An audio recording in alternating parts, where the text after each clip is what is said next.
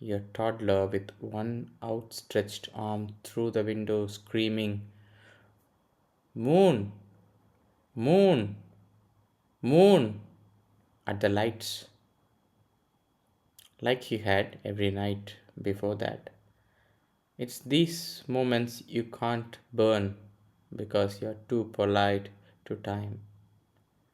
It's tireless demiurges, their forgetful ways.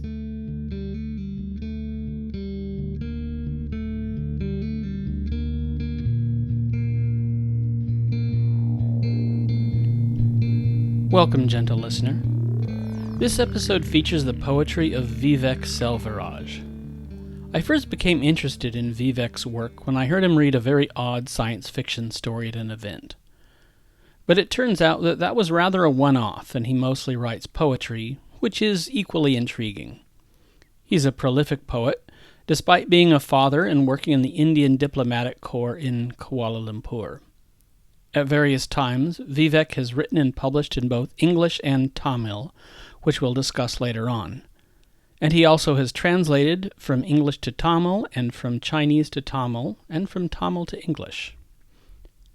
His debut Tamil poetry collection, my pronunciation apologies in advance, is called Sudhandhiram Oru Dabba, published by Manalveedu Publishers.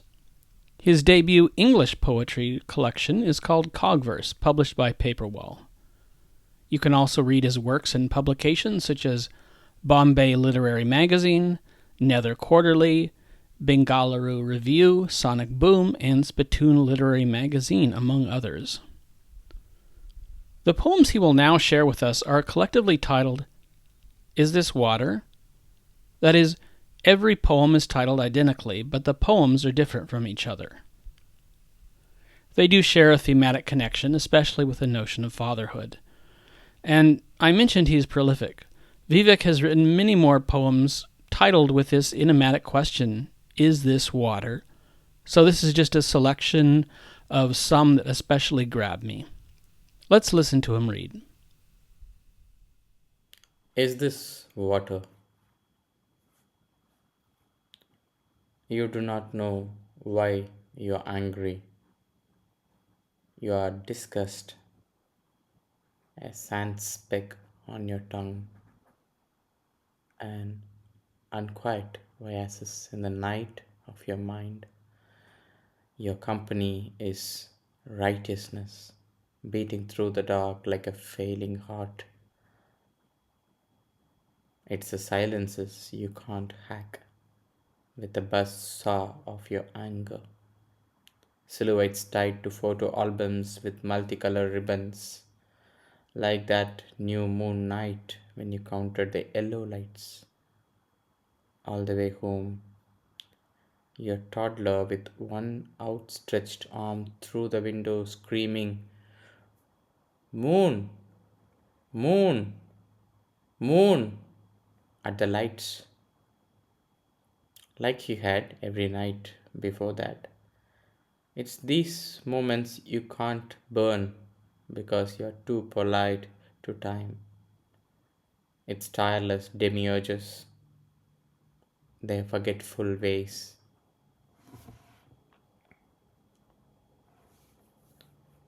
Is this water?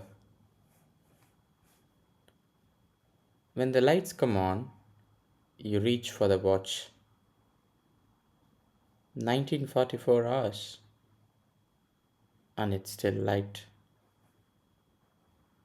An island chain of red sandstones in the menthol green sea of a forgotten world.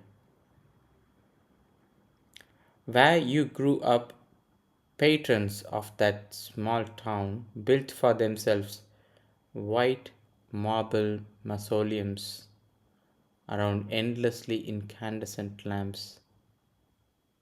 There, while evening's horses sprinkled private rainbows on rolling grass hillocks, you tried to watch time or meditate upon your reckless breathing.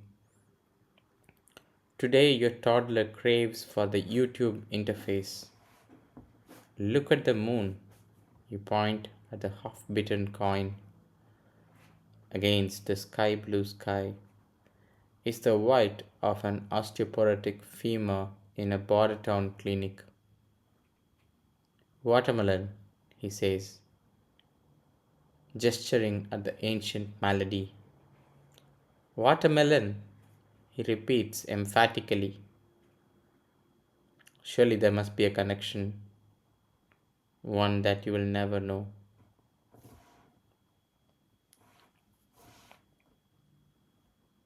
Is this water? What goes around comes around. What comes around is not half as good. We are still here in this street, in this city, in this country, slowly feasting on the seven course illusion of linear time. Something's gonna give, surely now. You got new rubbers for your paddle, trading those snobbish forehand chops for looping topspins. The bullies, however, are not tired yet. They were your friends before the season changed. Summer can be like this, a furnace where proverbs are recycled into insights, unlike the time you spotted a golden backed woodpecker from your classroom's window. Your principal said that it's a commonly found species. Back then, it still sounded like a big deal.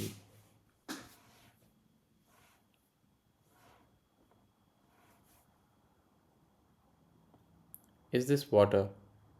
To Robert Hayden. I'm not paying the wind, you tell the gardener who never cleans the greenhouse walls. Your new rudeness is a professional acquisition, you tend to think, toying around with it as if it were a new hat you bought, and the stunned look on the faces around is an appreciation of how well it fits you. It's a windy day, and your tired legs reach the school late. Your daughter has been waiting with the teacher alone, and everyone else has left. On the way back, her face lights up and she talks about how she thought the trees would fall in the wind today, but they didn't. But the leaves were flying around in the ground.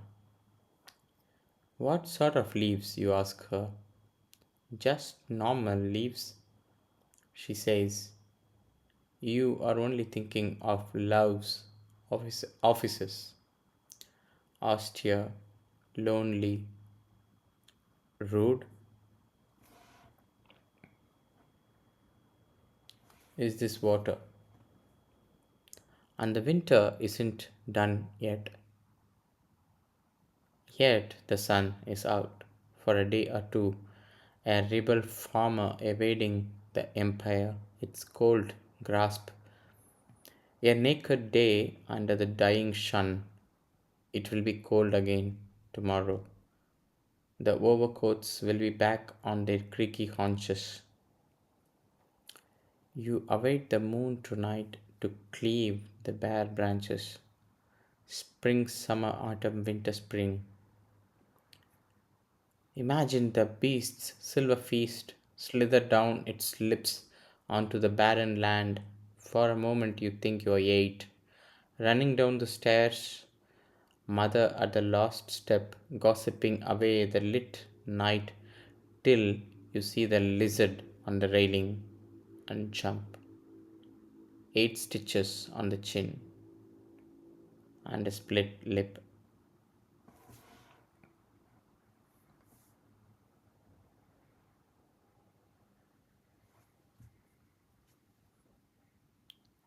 Is this water? Your daughter is turning 7 today. She doesn't want to grow old, doesn't understand that her 6-year old self isn't growing anywhere else. Nobody was left behind yesterday night.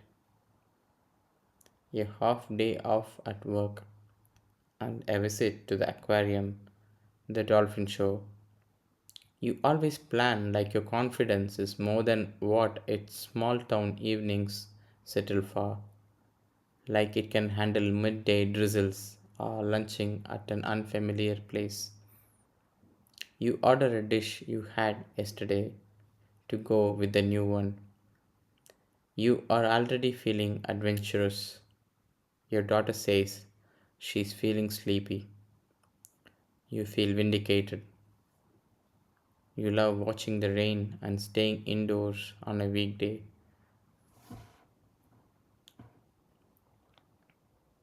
Is this water? You don't have it in you, father says. Can't run, can't dribble, can't pass with vision. Though he agrees on what you can do with a dead ball.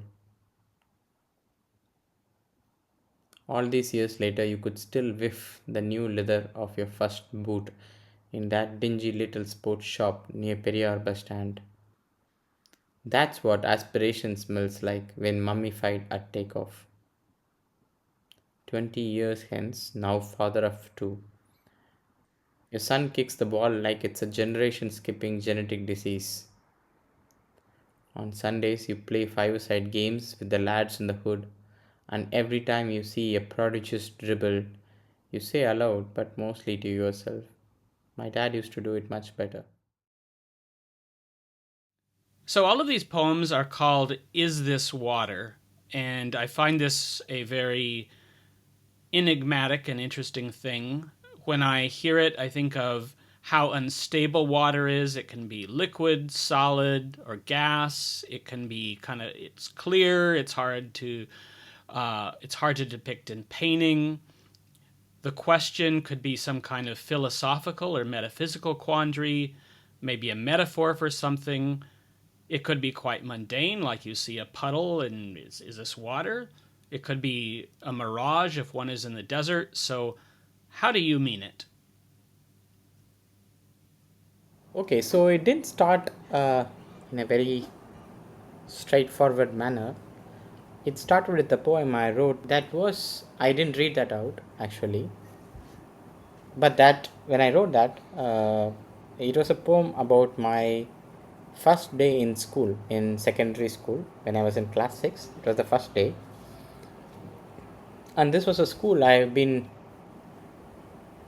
dreaming to go to because this school had a small brook in the middle of the school campus, and and people used to tell me that they used to, when the school was when there was no water in the brook, they used to walk along its course, bird watching and stuff like that. So I kind of uh, was amazed by this place, and I wanted to study there, and I went there. The day one, I was in the class and they were teaching chemistry. uh, the topic was water, and the teacher was telling us, different things, the ones that we know and the ones we didn't realize it had something to do with water. For example, there is a dish called sambar in Tamil. It's a gravy of sorts that you pour on rice and eat. So the teacher asked us, how does the how does a restaurant uh, make enough sambar when they run out of it? Or, in other words, how does a restaurant not run out of sambar? And we were looking at her, and she said they add water to it. So it was a very simple thing. Like, and then while she was saying that, it started raining. So it was just water all around in my memory of the school and what's happening. So this is a poem I wrote, and then I kind of titled "Is This Water?" Probably subconsciously influenced by that David Foster Wallace graduation speech at Kenyon University, if I'm not wrong, which was titled "This Is Water." It's about two fishes swimming in a pond or at the sea, and they encounter a tortoise, and they ask the tortoise, "What is water?" And then later, at the end of the speech, he finishes the parable by saying, "This is water, what we have around us." So I made that connection later, after the first poem was written. Then I realized that water here is life itself for me, and it is, of course, metaphorical, but also the fact, like the fishes, we are in life, we are part of it, and we are it sometimes. And if I zoom down into every particular moment, that is life, that is water. So while we go through life, we sometimes have this habit of, this is not important, this is not part of my life. We have this kind of boxes into which we put certain moments we think is boring, or we think is not meaningful. We do that. So I thought maybe that is life too, primarily. In fact, that's primarily what is life. So that's how this idea of is this water happened. And that's why I think most of these poems ended up being titled the same thing. That's interesting, and I shouldn't be surprised, I guess, that it is at least partly connected to these memories. Memory seems to be quite a strong theme in these works. And in particular, there are some references to you as a father, and also to your own father, and maybe some sense of unease in filling this role. There's one poem where you refer to Robert Hayden and Love's offices. So I wonder if you could uh, talk a little bit about this aspect of fatherhood and the role of fatherhood that you are exploring. Uh, it was not really something that I planned, obviously. But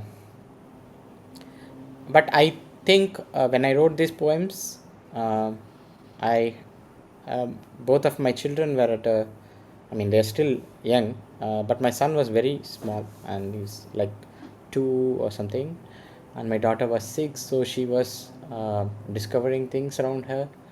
I was discovering things about myself as a person who is a father. Why I say as a person who is a father is because, like, sometimes you take it for granted, and sometimes you realize that you have to do certain things that you never thought you would be doing, like having the beginnings of conversations.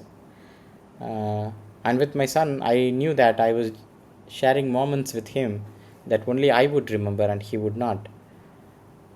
And with my daughter, I would be having conversations in which I would have a different version of it, and she would have a completely different version of it, just like the version that I have about the moments I shared with my father. When I look at it now, it looks a bit unfair to him. Oh, and then that just now kind of makes me think, like, there are some childhood memories that really stick out to me, but that are sometimes very mundane things, and maybe stuff that my parents wouldn't remember at all, and other things that maybe are very important that I just completely blanked out. Like, you don't know which things will stick. Exactly. Yeah. For example, this watermelon thing. Uh, Oh, good. I I don't know was what. gonna next ask about that poem. So Yeah. Yeah. yeah, so you're in the poem. You're looking at the moon, and I think you describe it as a half-bitten coin, and having the color of a femur in a border town clinic. And your kind of reaction feels very rooted in, like, place, in the history of this place, and then you have a toddler talking about watermelons. And as I read it, I was wondering, is your child seeing the moon as a watermelon and making some metaphor for it, or just not looking at the moon at all and because there's also a mention of YouTube, just looking at maybe there are watermelons on YouTube. So I was very curious about this one. Half of it I do not know, like I said, and I think we'll get. I guess we'll never know. I can make theories. I can only say why I probably thought of osteoporotic femur in a border town clinic. Like, I also trained as a medical doctor. I didn't practice as a doctor ever. I think probably I was watching this series called Border Town. Never finished it on Netflix, maybe. But they're all not directly coming from the same place. They're kind of mixed up. But I always thought of the moon whenever in that particular part of time, particular time of the day, uh, the moon appears like a bone to me. That has always happened somehow.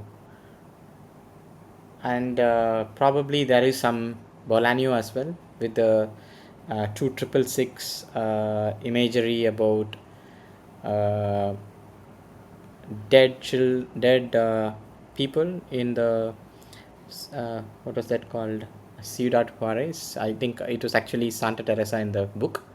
uh, so I think it's a lot more of like you said, history literature in the phrase border town clinic. Like it talks about people getting killed in no man's land, and what you find is a remnant of their bodies. Mm. um, and then the watermelon, I don't know. I only know that the one of the most famous channels on YouTube is Cocomelon, and it has the watermelon symbol. I don't know if it has any connection to it, but yeah, that's something that I probably speculated upon.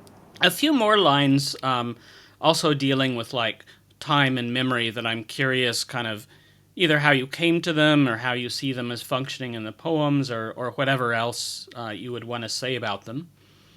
Um, One I really like is you say the seven course illusion of linear time. Yeah,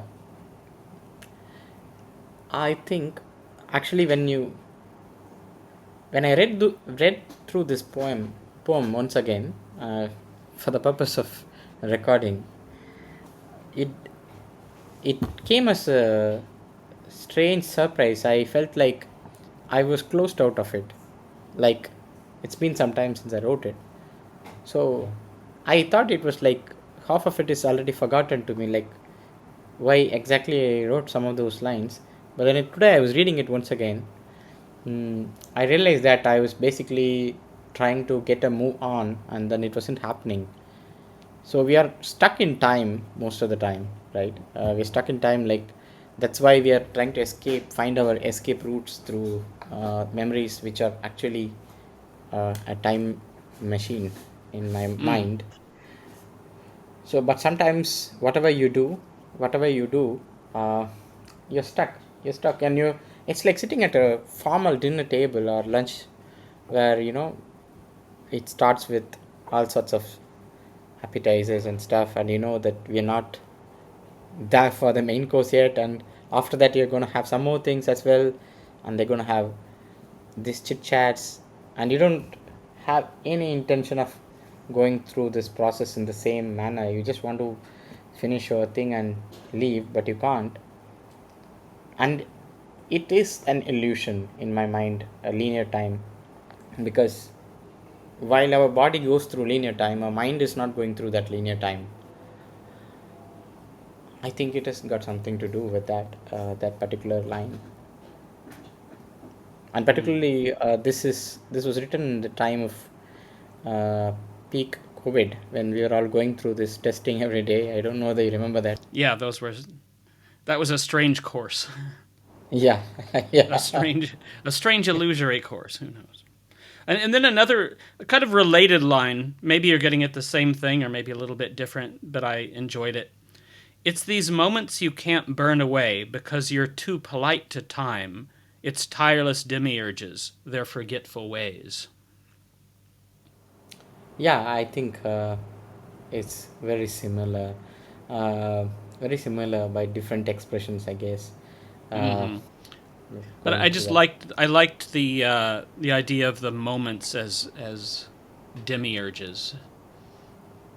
Yeah, uh, we all always have this saying that time heals, and then you forget with time, Mm-hmm. stuff like that. This poem, which this particular phrase comes from, has a completely different focus. But this particular part in these two different poems kind of overlap at that particular concept. Something that I realized just now. It's the one which says is you do not know why you're angry and you're disgust. So it's like this moment where you sometimes feel as a person that it's you have this extreme anger. You think things are wrong, and but you can't pin it. You don't know what's Yeah. wrong, and you don't know who is to blame, because when you actually zero down on the person who is connected with that thing that hurt you, you realize that he was or she was innocent as well. Like they were going through things, and it just happened that the eventual consequence was not good for you, and you have an anger, but you can't practice it on anyone else. And that's why I wrote like silhouettes tied to photo albums with multicolor ribbons, because you have the person, but it's not the same person. And the Oh metaphor yeah. is like there is a new moon. My son is saying moon, moon, but he's actually looking at the lights, the street lights, and he thinks they are the moon. And this is one place where I actually know what he is thinking. I just don't know why he is thinking that. And it's also a sort of realization. Until then, I was thinking that he was talking about the moon, but on a new moon day, when he looks at the lights and says moon, the realization dawns on me that the day before, also he was not actually looking at the moon. He was always looking at the lights, and he was thinking that that was moon. What would you do with that? Like, you can't really find fault with him for that. Yeah. He's just like his young mind is just putting things into categories. So I also wanted to ask about your writing process. I'm always curious about how writers write, when they write, how often they write. I often see your writing on social media and think of you as a fairly prolific poet. What would you like to say about your writing process? So I do not tie my writing to a particular time of the day. It's very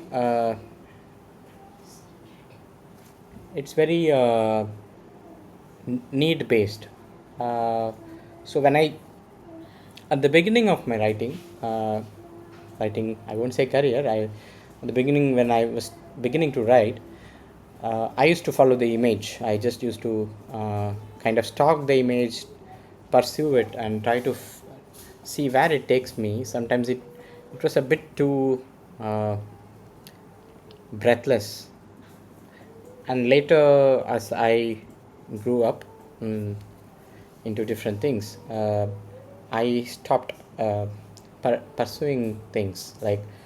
So I waited for the image to ferment and bloom on its own. Sometimes the full form thing presents itself, and you just need to take notes. uh, but when it comes to process, I think it's a much more deeper question than the time of the day, or form, or things like that. I do think that I write because um, I'm afraid of somehow being forgotten. And by writing, I think I'm talking to somebody invisible. uh, Sometimes I think it's a very narcissistic thing to do. uh, who am I talking to? Am I talking to myself? I'm not sure actually, but sometimes I do think that I'm talking to someone out there, and that someone is actually paying keen attention to what I'm saying, while all the while conscious that I have never paid the same kind of attention to anyone else in my life. So it's kind of ironic that I want others to listen to me or read me, while I don't think I have displayed the same kind of attention to others. Yeah. People might write diaries or journals, and we don't see that as narcissistic. Yeah, that's true. But we publish. True. Yeah. Another thing I'm curious about is that you write in English and also Tamil, and I'm curious because you can write in either language. Why would you choose one or the other? Like if I imagine maybe like language structure, maybe certain ideas or concepts might flow easier in one language. It could have to do with audience, who your readership is, or maybe your personal history with the language. Or so, how about this when you sit down to write in choosing a language? Uh, this part is quite clear for me. I began as a Tamil writer. I was a Tamil poet, and I switched to English because the people who I knew uh, were interested in reading my poems. They didn't know Tamil. So, I mean, I'm talking about my college times when I actually started writing quite seriously. Uh, when I mean seriously, I actually was published in Tamil literary magazines in my internship times. It's like 23. I was published in Tamil literary magazines. Like there was a time when I was published in 4 magazines at the same time, and I didn't know anyone. Like it was not like I put in a good word and get my poem in. It was not like that. I just sent it to 4 5 people and it got published. And yeah, I was really on top of the world at that point of time. I felt quite happy. I was like, I mean, I can't even describe it to you because that was the first time I got published. And in fact, it was quite heady because the guy who published me was quite nice. He's still a good mentor to me. He invited me over to his literary meetings, which he connected with folklore events. And I actually did at one point of time meet all the uh, big writers in Tamil in one place. Like they wouldn't remember me, of course, but it was like meeting celebrities for me. Even though they weren't celebrities in pop culture, for me they were. It was how I began to write. But at some point, I realized the people I live with, the people I know, and the people with whom the conversations I had eventually sometimes led to poems, the moments I spent with them ended up being reflected in my poems. They weren't uh, able to read in Tamil, or they were conversant in English. So I started translating my Tamil poems to English for them. And I don't know when it happened, this switch, like 5 years down the line, I realized one day that I have stopped writing in Tamil for good, and I was writing them in English because I kind of understood that poem is actually a conversation you're having with this imaginary person, like I mentioned, and that imaginary person was speaking in English to me, and maybe I also moved out of my the place of my birth. I was in non-Tamil speaking environment, and that kind of was another explanation. So in the last 10 years, I would have written maybe 1 or 2 poems originally in Tamil. They were always retranslated from English. That is my mother tongue, but I don't write my first drafts in Tamil. So were you saying that you have more recently translated them from English back to Tamil? Yes. In fact, So my you first book. started first. Yes. Your poems were translated from Tamil to English, and then you translated from English to Tamil. Yes. Yeah. It has come a full circle. In fact, the irony is that my first book was published in Tamil, not in English, and the manuscript in which uh, the English manuscript, which I picked a few of them and translated into Tamil, that manuscript was never published in English. Bits of them did end up in my first collection in English.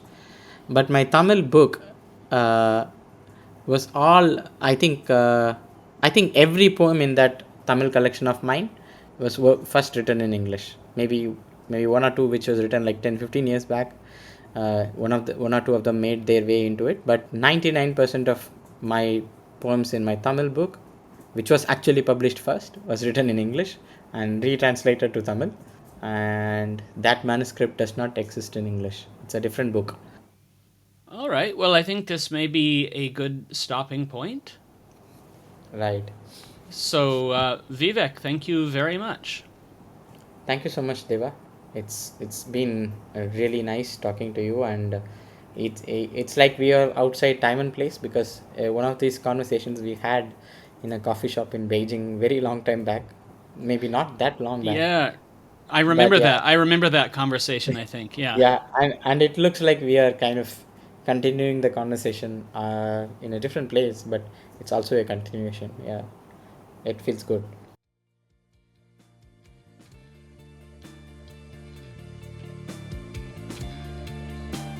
The Fearless Reader is a creation of the Spittoon Arts Collective. Our music is courtesy of Macondo. Until next time.